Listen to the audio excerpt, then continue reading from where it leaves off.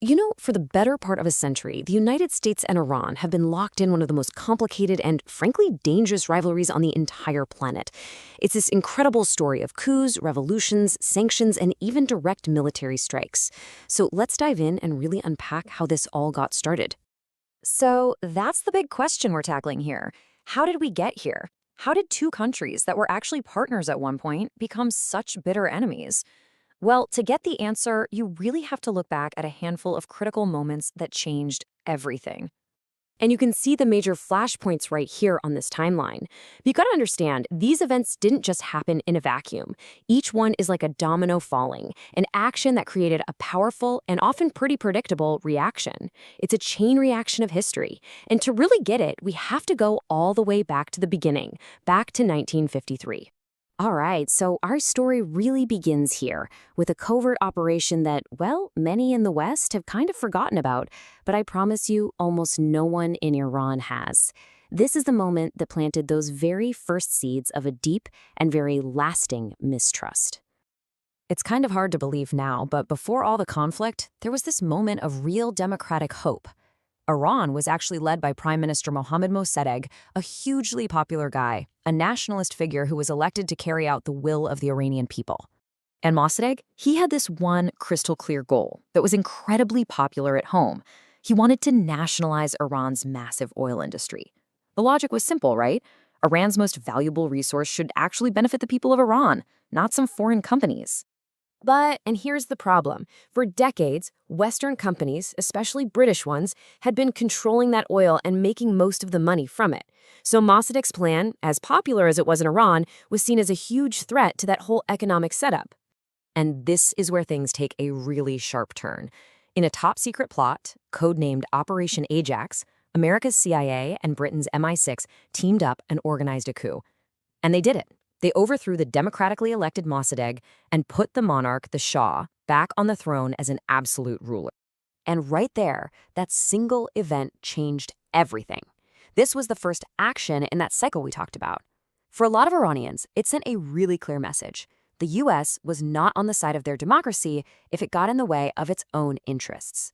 This moment became the foundation for decades of suspicion and, you guessed it, anger. So you can imagine that's anger from 1953 didn't just vanish into thin air. Nope. For 26 years, it just sat there and simmered right under the surface of the Shah's rule, which was getting more and more oppressive. And then, in 1979, all that simmering anger finally just boiled over into a revolution. And what's so fascinating is just how different the two visions for the country were. I mean, look at this. The Shah's Iran was pro-American, it was modernizing on the surface, but it was also a brutal autocracy with a feared secret police. The revolution? It was a complete rejection of all of that. It was anti-West, revolutionary, and it pushed for a theocracy, a government ruled by religious leaders. And so, after these massive countrywide protests, the US-backed Shah was forced to flee the country. And this wasn't just a simple change in government. It was a total reinvention of the country's identity, all led by this charismatic and fiercely anti-American cleric, Ayatollah Khomeini. 444. This number, it's absolutely burned into the American psyche when it comes to Iran. But what does it represent? That's how many days 52 American diplomats and citizens were held hostage after Iranian students stormed the U.S. embassy. This was the reaction to 1953. For America, it was an unthinkable violation of international law. But for the revolutionaries in Iran, this was a strike against the den of spies that they believed had destroyed their democracy years before. And just like that, diplomatic relations were completely shattered. So after the hostage crisis, that's it. Diplomatic ties are completely severed. But the rivalry? It doesn't end. Oh no, it just changes form. It goes underground, moving into the shadows, and becoming this indirect and in a lot of ways, much more complicated and dangerous conflict. So how do you fight when you're not officially talking? Well, the rules of the game completely changed. We're talking crippling economic sanctions. We're talking proxy wars fought all over the Middle East. A perfect example being the U.S. backing Saddam Hussein's Iraq against Iran in a brutal 8-year war. And all the while, another threat was quietly growing in the background, this huge dispute over Iran's nuclear ambitions. And that nuclear issue brings us right into the modern era.